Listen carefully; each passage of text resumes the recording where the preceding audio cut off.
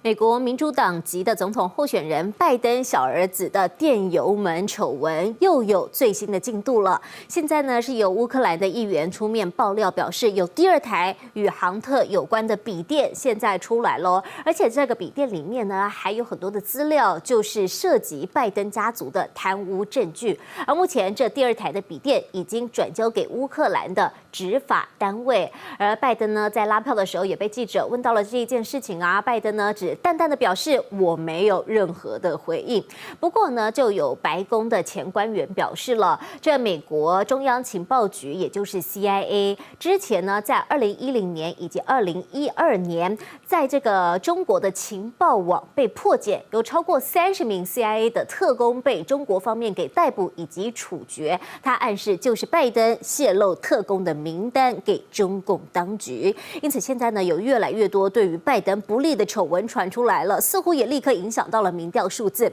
好，我们来看一下这个非常重要的民调公司。好，为什么说它非常的重要呢？因为这家公司啊，其实呢是在2016年的美国总统大选中，少数成功预测川普会胜选的民调。好，根据呢这个民调公司显示，拜登的支持度是跌破了50%，现在是来到了49.5%的支持率，而川普呢则是44.5%，而这也是该民调启动以来双方差距最小的一次。而事实上呢，其实现在美国有好几个州已经提前的进行投票了，这次民众真的好踊跃的去投票哦，已经有超过2600万人次呢提前去投票了，而且好多州的投票人数都打破了以往的一个记录，而且当中民主党人比共和党人多出了1倍，但是呢，川普还是很有自信哦，就对自己的支持者说：“刚刚得知我们在提前投票中领先，似乎真的是信心满满。”那另外在拜登一个部分呢，其实他还是持续的在批评川普了。他批评什么呢？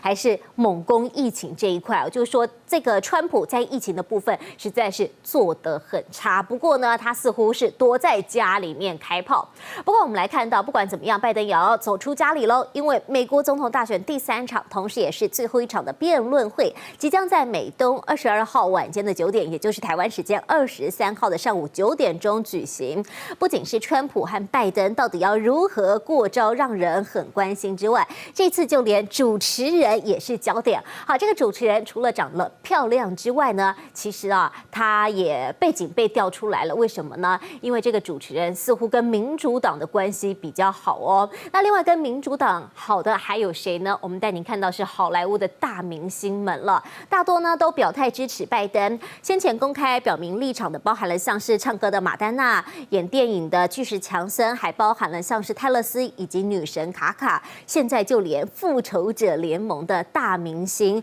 包含饰演美国队长、黑寡妇以及浩克的明星呢，都将会一起的举办线上活动，为拜登来募款以及造势。不过其实各个政党都有不同的声音啦。我们带您看到呢，就是美国有共和党的参议员呢，竟然是大骂自家的候选人，大骂川普。不过也有民主党的议员和川普站在同一阵线，所以这一次呢，其实竞争是非常的激烈。好，最后我们带您看到是美国的搜寻引擎龙头 Google 也揭发了中国骇客的一个最新恶行，因为根据调查，有一个与中国政府有关的骇客团体，最近一直企图要假冒防毒软体，就是想要攻击在目标电脑中，而且呢，要攻击这些电脑之外，就是要植入恶意的软体。而 Google 还说啊，这一支骇客的组织曾经攻击拜登阵营。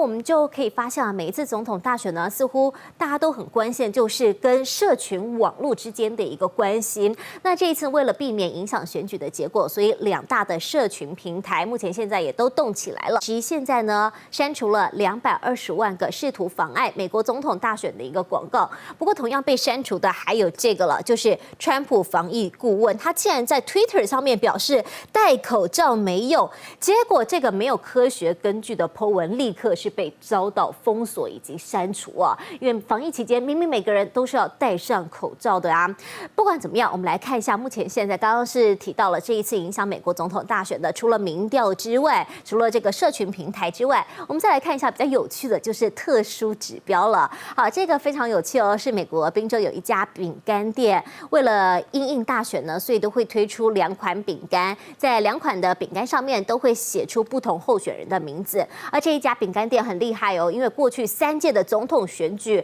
都有出类似的饼干，而且每一次呢都正确反映了选举的结果。而目前现在饼干卖的怎么样呢？一方是卖川普的饼干，一方是卖拜登的饼干。不过现在川普的饼干卖的似乎是比较好。